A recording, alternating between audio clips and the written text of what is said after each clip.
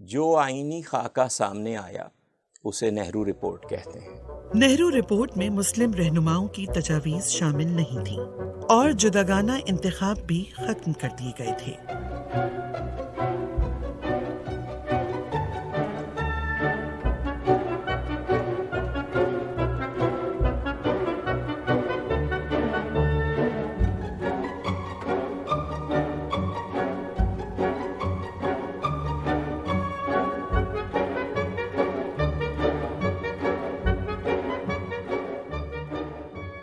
کانگریس اور مہا سبھا نے برطانوی حکومت کو دھمکی دی کہ اگر 1 سال میں یہ آئین نافذ نہ ہوا تو بغاوت کر دی جائے گی۔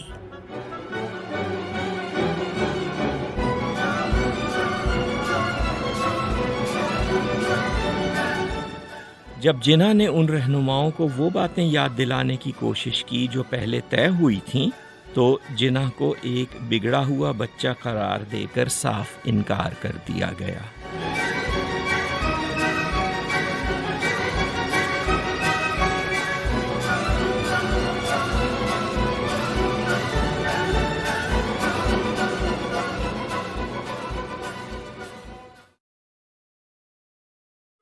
چند ماہ بعد جناح کی شریک حیات رتی کا انتقال ہو گیا۔ ان کی بیٹی دینا اس وقت صرف 9 برس کی تھی۔ جناح کی چھوٹی بہنوں میں سے فاطمہ نے اپنا ڈینٹل کلینک بند کر دیا تاکہ اپنے بھائی کے ساتھ رہ کر ان کی دیکھ بھال کر سکے۔ اس کے بعد زندگی بھر فاطمہ جناح اپنے بھائی کے ساتھ رہیں۔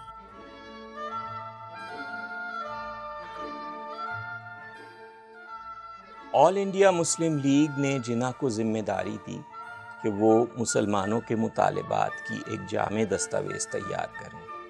انہوں نے جو قرارداد تیار کر کے پیش کی وہ 14 نکات پر مشتمل تھی۔ آگے چل کر یہ جناح کے 14 نکات کہلائے۔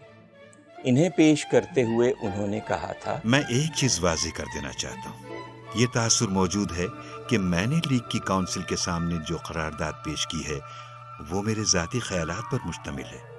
یہ درست نہیں ہے۔ میں نے کوشش کی ہے کہ ایک ایسا ڈرافٹ پیش کروں جس میں اکثریت کی آرا شامل ہوں۔ اس وقت تک انہیں ایک دوست، مفکر اور راہبر مل چکا تھا۔ یہ علامہ اقبال تھے۔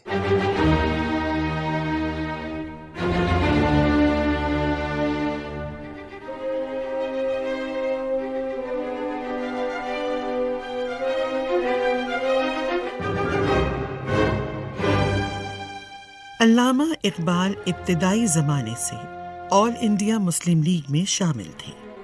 جناح کے ساتھ ان کی دوستی 1924 میں شروع ہوئی اور اسی برس جناح نے ان سے لیگ کے سالانہ اجلاس کی صدارت کے لیے کہا، لیکن اقبال آمادہ نہ ہوئے۔ 1930 میں جناح نے دوبارہ ان سے اجلاس کی صدارت کرنے کو کہا اور اقبال تیار ہو گئے۔ یہ اجلاس ملتوی ہونے کے بعد اس وقت شروع ہوا جب جناح اور دوسرے بہت سے رہنما لندن روانہ ہو چکے تھے کہ ان 3 گول میز کانفرنسوں میں سے پہلی میں شرکت کریں جو ہندوستان کا آئندہ آئین بنانے کے لیے ہو رہی تھیں۔ علامہ نے لیگ کے اجلاس کی صدارت کرتے ہوئے ایک حل پیش کیا جو آگے چل کر پاکستان کہلایا۔ انہوں نے پیشین گوئی کی کہ یہ ہو کر رہے گا کیونکہ یہ تقدیر ہے۔ مجھے تو ایسا نظر آتا ہے کہ کم از کم ہندوستان کے شمال مغرب میں ایک مربوط مسلم ریاست، خواہ یہ ریاست سلطنت برطانیہ کے اندر حکومت خود اختیاری حاصل کرے یا اس کے باہر، کم سے کم ہندوستان کے شمالی مغربی مسلمانوں کی اٹل تقدیر ہے۔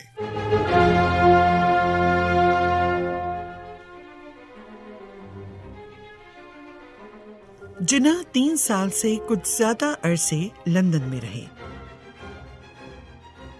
ان کی بیٹی دینا اور بہن فاطمہ بھی ان کے ساتھ تھیں۔ آل انڈیا مسلم لیگ نے جناح سے درخواست کی کہ وہ دوبارہ قیادت کریں۔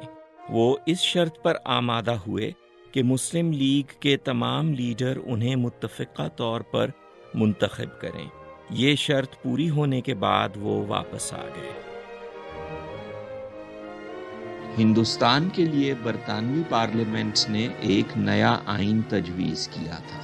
مرکزی مجلس قانون ساز میں واپسی کے بعد جناح نے مطالبہ کیا کہ نئے آئین کا وہ تمام حصہ معطل کر دیا جائے جس کا تعلق ہندوستان کو ایک وفاق بنانے اور مرکزی حکومت تشکیل دینے سے تھا۔ جناح سمجھتے تھے کہ یہ بتانا برطانوی پارلیمنٹ کا کام نہیں ہے کہ ہندوستان ایک ملک کے طور پر کیسا ہونا چاہیے، بلکہ اس کا فیصلہ صرف ہندوستان کے عوام کر سکتے ہیں۔ اسمبلی میں انہوں نے کہا، وہ اسے ہماری مرضی کے خلاف ہم پر کیوں مسلط کرنا چاہتے ہیں؟ کسی صوبے سے مشورہ نہیں کیا گیا تھا، کسی صوبے کی رضامندی حاصل نہیں کی گئی کہ آیا وہ برطانوی حکومت اور دیسی ریاستوں کی عائد کی ہوئی شرائط پر وفاق میں شامل ہونا چاہتے ہیں؟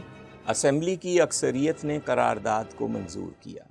کچھ عرصے بعد جب انتخابات کا اعلان ہوا تو صرف صوبائی حکومتوں کے انتخابات کا اعلان کیا گیا۔ آئین کے جس حصے کا تعلق وفاق اور مرکزی حکومتوں سے تھا وہ کبھی نافذ نہ ہوا۔ یہ بات کارنامے سے کم نہیں تھی کہ ایک فرد اپنی کوشش سے اس دستور کے آدھے حصے کو معطل کروا دے جسے تاریخ کی سب سے بڑی سلطنت نے نافذ کیا تھا۔ آئندہ انتخابات کی تیاری شروع ہوئی تو جناح نے آل انڈیا مسلم لیگ کے سرکردہ رہنماؤں کو لاہور میں مدعو کیا۔ ان میں علامہ اقبال، مولانا شوکت علی اور لیاقت علی خان شامل تھے۔ ان کے مشورے سے انتخابی منشور ترتیب دے کر جاری کیا گیا۔ اس انتخابی منشور میں لیگ نے معاشرے کے دو عناصر کے خلاف اعلان جنگ کیا۔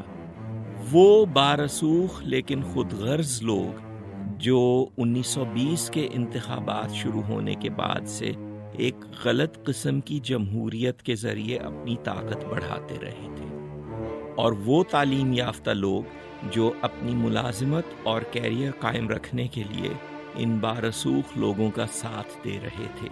ان میں بیوروکریسی بھی شامل تھی۔ انتخاب میں کانگریس نے پورے ہندوستان میں مسلمانوں کے لیے مخصوص 482 نشستوں میں سے صرف 26 حاصل کی، جن میں سے 15 ایک ہی صوبے سے حاصل کی گئی تھی۔ برطانوی ہند میں اس وقت 11 صوبے تھے، چنانچہ باقی 10 صوبوں سے کانگریس کی مسلم نشستیں ملا کر کل 11 بنتی تھی۔ کانگریس کی ان 11 یا 26 نشستوں کے مقابلے میں لیگ نے 110 مسلم نشستیں حاصل کی، اور یہ واحد مسلم جماعت تھی جس کے پاس کئی صوبوں کی نشستیں تھیں۔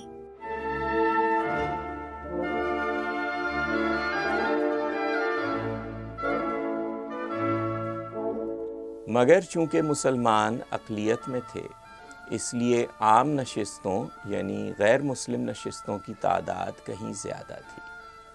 ان نشستوں پر 8 صوبوں میں کانگریس نے کامیابی حاصل کر کے وہاں اپنی حکومتیں قائم کیں۔ آئین کے مطابق ان صوبوں کی وزارتوں میں مسلمانوں کی جو تعداد ہونی چاہیے تھی، اس کے حوالے سے کانگریس کے صدر پنڈت جواہر لال نہرو نے کہا کہ وزارتیں صرف ان مسلمانوں کو دی جائیں گی جو اپنی جماعت چھوڑ کر کانگریس میں آ جائیں۔ بر صغیر میں اپنی سیاسی زندگی کے آغاز ہی سے مسلمان آئین میں اپنے لیے حقوق اور تحفظات رکھوانے کے لیے جد و جہد کرتے آئے تھے۔ اب کانگریس نے دکھا دیا تھا کہ کاغذ پر لکھے ہوئے حقوق اور تحفظات کی کوئی وقت نہیں ہے۔ آئین میں حقوق اور تحفظات موجود تھے، لیکن مسلمان انہیں استعمال نہیں کر سکتے تھے۔ اس برس لکھنؤ میں لیگ کے اجلاس میں مسلمانوں کی بہت بڑی تعداد نے شرکت کی، اور جناح نے ان سے کہا، میں ہر مرد، عورت اور بچے سے التجا اور درخواست کرتا ہوں کہ ایک واحد پلیٹ فارم پر آل انڈیا مسلم لیگ کے پرچم تلے جمع ہو جائیں۔ ایسی طاقتیں موجود ہیں جو آپ پر دھونس جمائیں گی، آپ پر جبر کریں گی اور آپ کو دھمکائیں گی اور ہو سکتا ہے کہ آپ کو نقصان اٹھانا پڑے، لیکن جبر کی جو آگ آپ کے خلاف بھڑکائی جا رہی ہے، صرف اس آگ سے گزر کر ہی اور ان ہمواریوں، دشواریوں اور نقصانات کی مزاحمت کر کے اور تکلیف اٹھا کر اور اپنے استقلال اور وفاداری کو برقرار رکھ کر ایک قوم ابھرے گی جو اپنے ماضی کی شان و شوکت اور اپنی تاریخ کی اہل ہوگی، اور جو اپنے مستقبل کو صرف ہندوستان میں نہیں بلکہ دنیا کی تاریخ میں پہلے سے بھی زیادہ عظیم اور شاندار بنائے گی۔ ایک طلسماتی قوت آپ کے ہاتھ میں ہے، اپنے اہم ترین فیصلے کر لیجئے، وہ سنگین اور تاریخ ساز ہو سکتے ہیں جن کے اثرات دور رس ہوں گے۔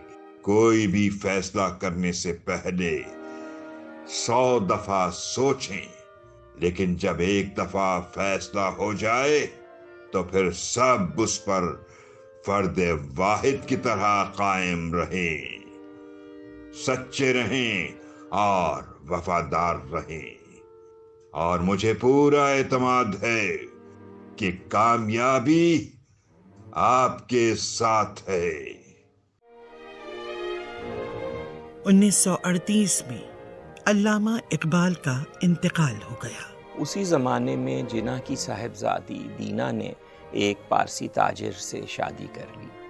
اگرچہ جناح کے رد عمل کے بارے میں خاصی قیاس آرائی کی گئی ہے، لیکن کوئی بات اس لیے وثوق کے ساتھ نہیں کہی جا سکتی کہ وہ حد درجہ محتاط انسان تھے اور اپنے نجی خیالات اپنے آپ تک محدود رکھنے کے عادی تھے۔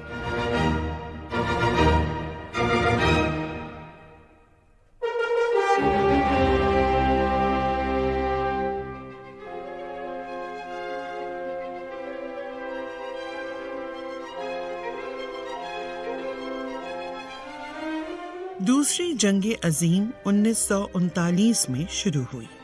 برطانیہ نے ہندوستان کی طرف سے بھی جنگ کا اعلان کر دیا۔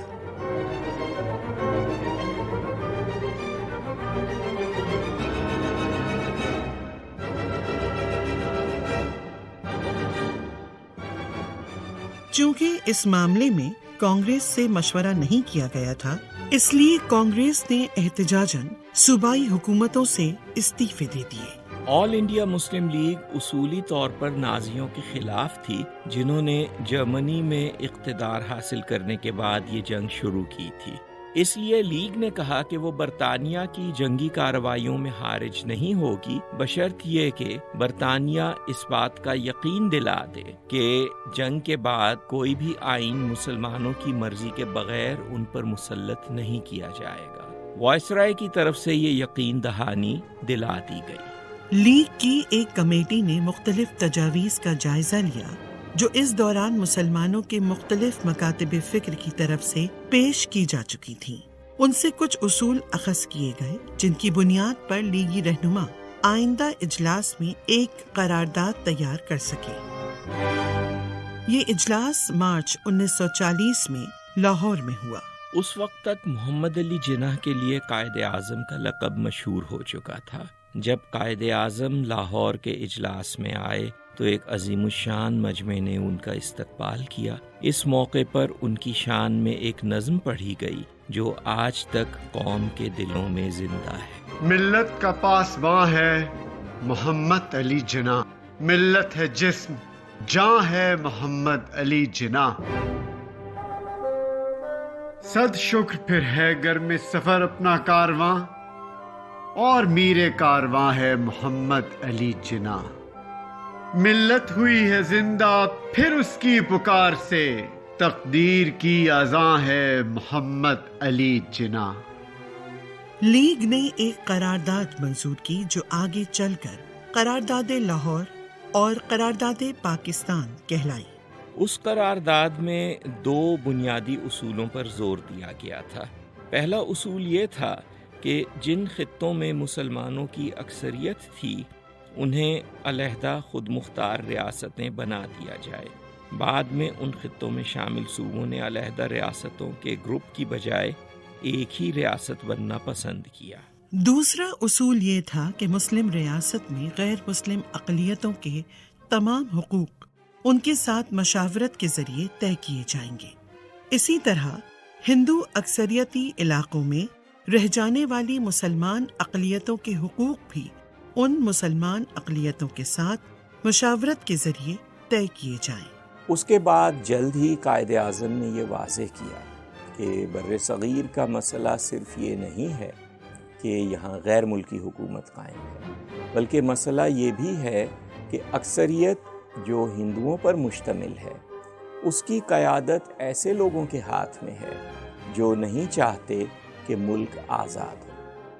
قائد اعظم نے کہا کہ اس زمانے کے ہندو رہنماؤں کے یہ دعوے درست نہیں ہیں کہ وہ ہندوستان کو آزاد کروانا چاہتے ہیں، بلکہ ان رہنماؤں کی کوشش یہ ہے کہ ملک پر برطانوی راج زیادہ سے زیادہ عرصے تک قائم رہے تاکہ اس کی مدد سے وہ مسلمانوں اور دوسری اقلیتوں کا استحصال کر سکیں۔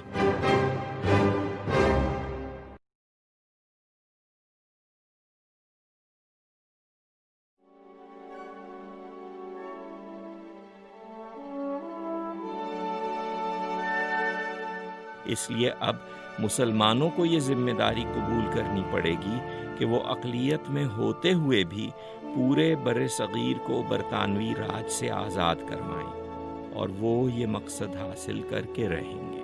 یہ وہ مقام ہے جہاں میں کانگریس سے اختلاف رکھتا ہوں۔ وہ ہندوستان کی آزادی نہیں چاہتی، جو وہ چاہتے ہیں وہ ہے برطانیہ کی ماتحتی میں مسلمانوں اور دوسری تمام اقلیتوں پر اقتدار اور غلبہ۔ مسلم لیگ نے اب کانگریس کے فریب کا پردہ چاک کر دیا ہے۔